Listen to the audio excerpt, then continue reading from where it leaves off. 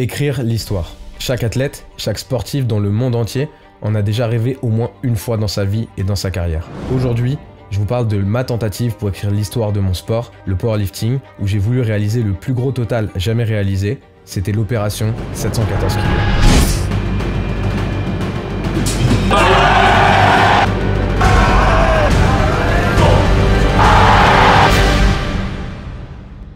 On va commencer avec un bref rappel.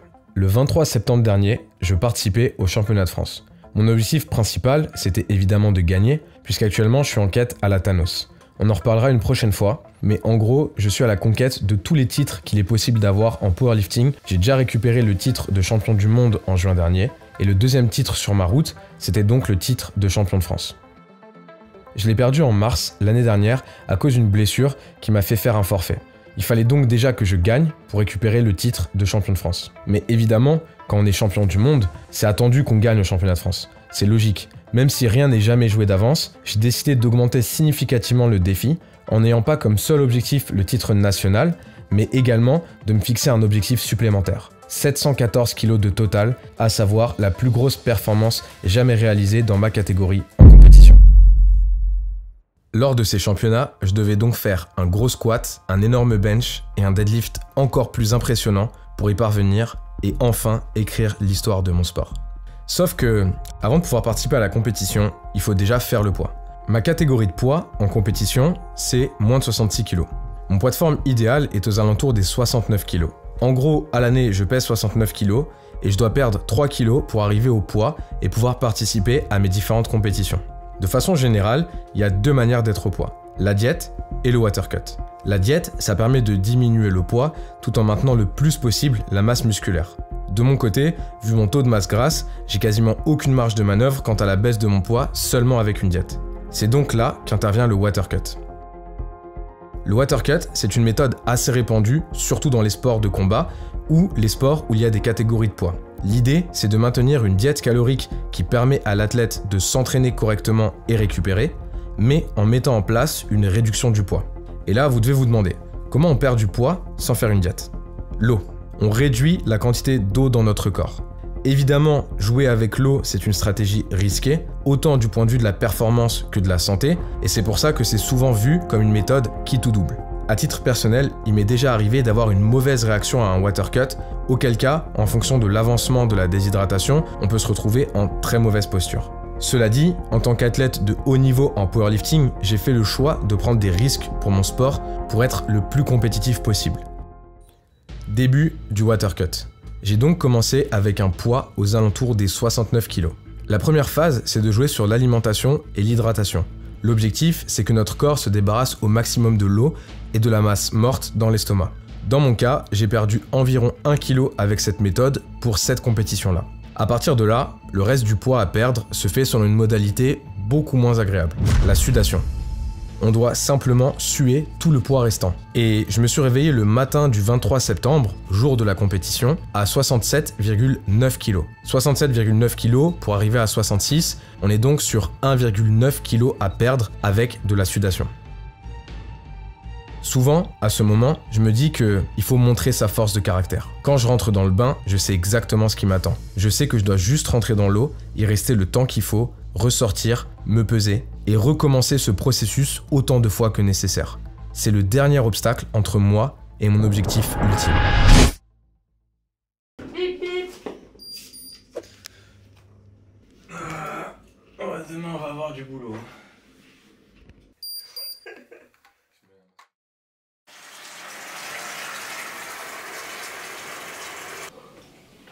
Tu connais la phrase qui dit quand t'enfermes dans une pièce avec des loups, te dis pas que t'enfermes dans une pièce avec des loups.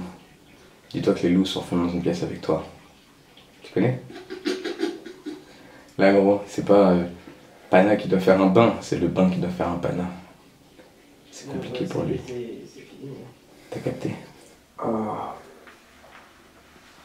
Oh.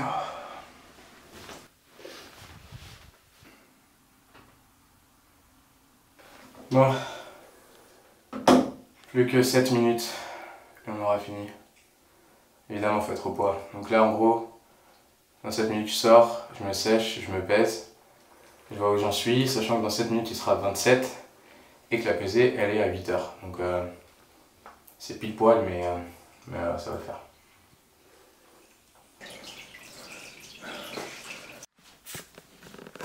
Et après quelques moments désagréables, la première étape est une réussite. Je suis au poids, je pèse 66 kg. Maintenant, c'est le moment d'aller sur le plateau avec l'objectif double qui est d'abord de redevenir champion de France, mais surtout d'aller chercher ce total à 714 kg. Je vous parle de total quand je mentionne les 714 kg et c'est important de faire une petite précision. Pour ceux qui ne savent pas, le total en powerlifting, c'est le résultat de votre meilleur squat en compétition, votre meilleur bench et votre meilleur deadlift. Et en compétition, on commence toujours par le squat. Début de la compétition, première barre au squat, 235 kg.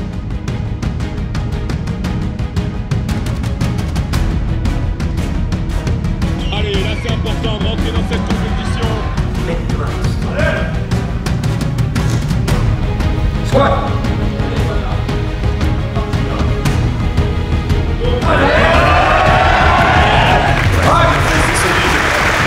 La barre monte et elle monte très facilement. Mais honnêtement, c'est pas très étonnant. Le but d'une première barre en compétition, c'est de rentrer dedans en confiance et facilement. C'est la prochaine barre qui va vraiment me rapprocher de mon objectif. Et pour cette barre, je décide de demander 250 kg. 250 kg, c'est 15 kg de plus que ma première barre et c'est même 2,5 kg de plus que ce que j'ai fait au championnat du monde. Mais à ce moment-là, je sais que j'ai besoin d'un gros squat pour le total que je veux.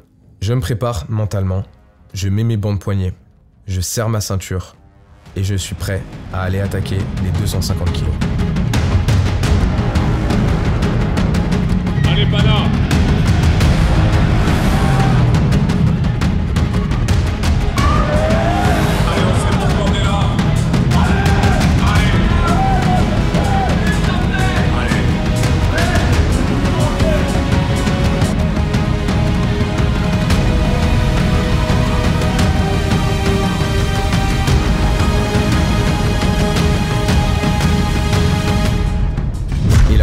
C'est un grind.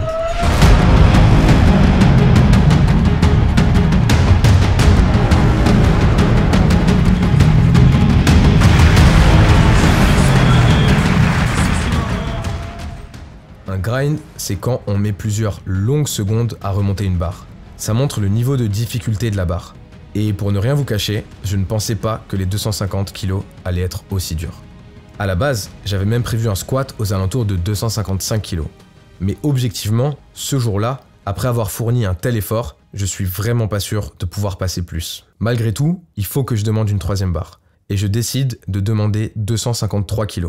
C'est 0,5 kg au-dessus du record de France au squat, record que je détiens déjà. Mais c'est une barre de plus, après un grind absolu, et il faut que je me prépare mentalement.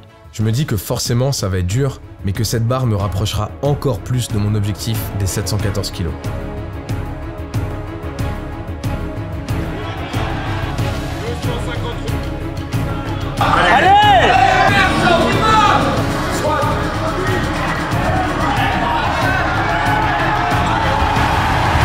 Sauf que à ce moment-là, je rate la barre.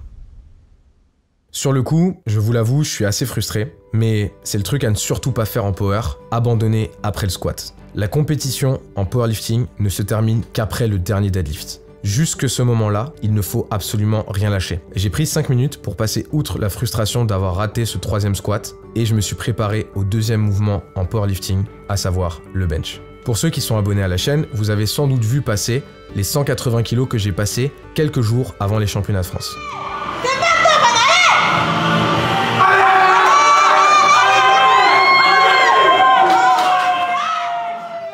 Bah c'est simple, depuis ce jour-là, je n'ai pas réussi à faire une seule bonne séance au bench. J'ai même failli me blesser avec une barre à 160 kg à cause du rack qui était de travers et de façon générale, j'avais du mal à retrouver mes sensations sur ce mouvement. Du coup, quand est venu le jour de la compétition, je savais que je pourrais pas vraiment aller chercher plus que 175 kg. Pour faire le total que je vise avec un squat à 250 kg, j'allais devoir charger 174 kg. Première barre, tout comme le squat, il faut commencer avec une barre légère pour s'assurer d'entrer dans la compétition. Je mets donc 162,5 kg.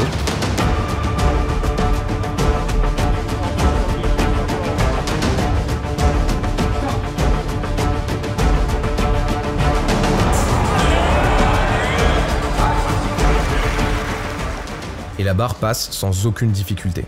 En suivant encore la même stratégie que sur mon squat, je décide de mettre 172,5 kg. L'avantage, c'est que cette barre me rapprochera beaucoup de ce dont j'ai besoin pour aller chercher mon total à 714 kg. Et à ce moment-là, c'est une barre que je suis sûr de passer à 100%.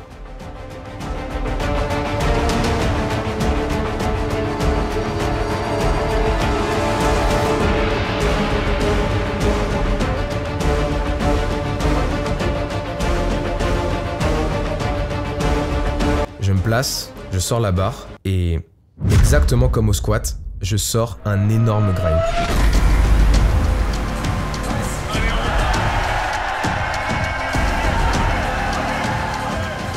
Il fallait que je passe cette barre et sur chaque centimètre de la remontée, je pensais seulement à ça. Passe cette barre, passe cette barre, passe cette barre.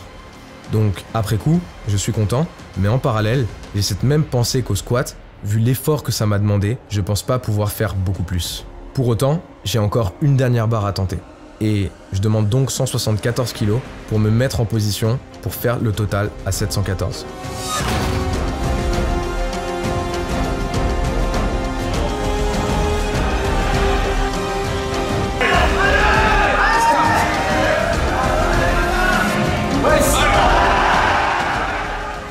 Sauf que, pareil, la barre ne passe pas. 2 barres sur 3 au bench, 2 barres sur 3 au squat, et ça y est, je suis dos au mur. Il me reste le deadlift à faire, et c'est ce mouvement qui va déterminer si je vais atteindre mon objectif ou non. Petite précision, dans cette configuration précise, c'est devenu impossible pour moi de faire 714 kg. Pour faire un total qui se termine autrement que par 2,5, 5, 7,5 ou un total rond, il faut battre un record en compétition. Une fois le squat et le bench passés, je ne peux plus tenter de record. Il faudra donc un chiffre plein, et le premier chiffre plein au-dessus de 714, c'est 715. L'opération 714 kg vient de se transformer en opération 715 kg.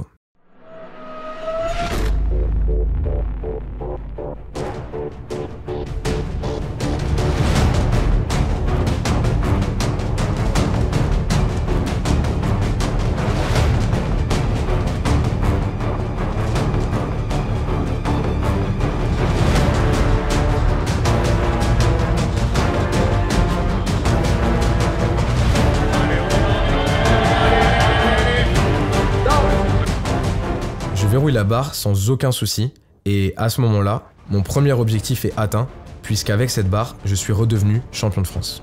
Mais c'est loin d'être terminé, très loin d'être terminé. Il me reste mon dernier objectif, le plus compliqué des deux, à savoir le plus gros total jamais réalisé en moins de 66 kg.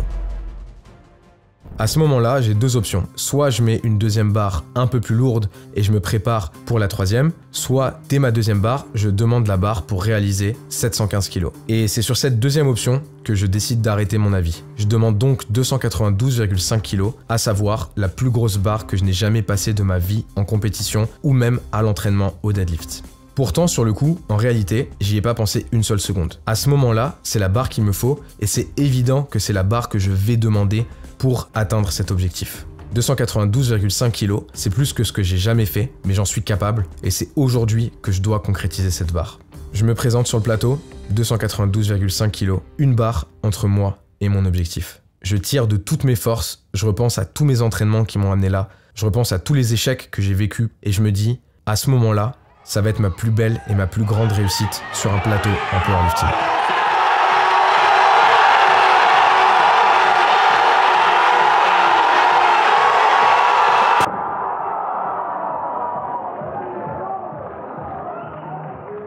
Au moment où je vais verrouiller la barre, je sens ma main gauche qui est en train de lâcher. En compétition, il faut attendre que l'arbitre nous dise de redescendre la barre afin de valider le mouvement. En général, ça se fait par un signe de la main de l'arbitre accompagné d'une parole, down, qui indique à l'athlète qu'il peut reposer la barre. Et au moment même où je vois l'arbitre commencer à descendre sa main, signifiant donc que mon mouvement est verrouillé et que ma barre va être validée, la barre m'échappe des mains. À 1 seconde du verrouillage, à 1 seconde de la performance pour écrire l'histoire, j'ai échoué. À ce moment-là, je suis abattu. Je sais que ça a été un effort colossal pour réussir cette barre que j'avais jamais réussi jusque-là, et je la rate pour un problème de grippe. Mais vu que j'ai opté pour l'option deuxième essai, il me reste encore un essai, une tentative de plus. Je me suis relevé, J'ai réactivé le mode guerre et je suis retourné en coulisses, prêt à exorciser mes démons. À ce moment-là, j'étais possédé. Je répétais en boucle la même chose. C'est impossible que je lâche, je préfère mourir que rater cette barre. C'est impossible que je lâche, je préfère mourir que rater cette barre.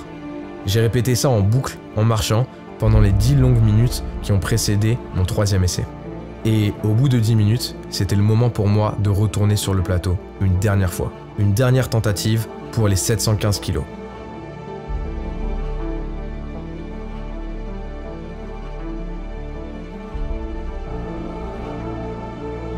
Je me suis mis en place, j'ai serré la barre de toutes mes forces dans mes mains et j'ai tiré.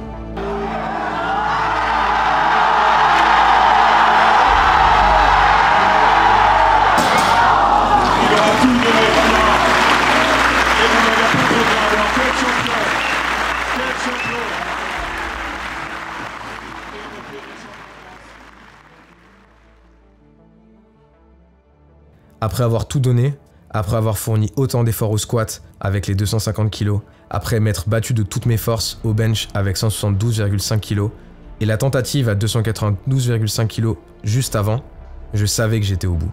Mon corps n'en pouvait plus. Et malgré toute ma rage, ma détermination, mon envie de réussir, j'ai senti la barre bloquée et elle s'est arrêtée.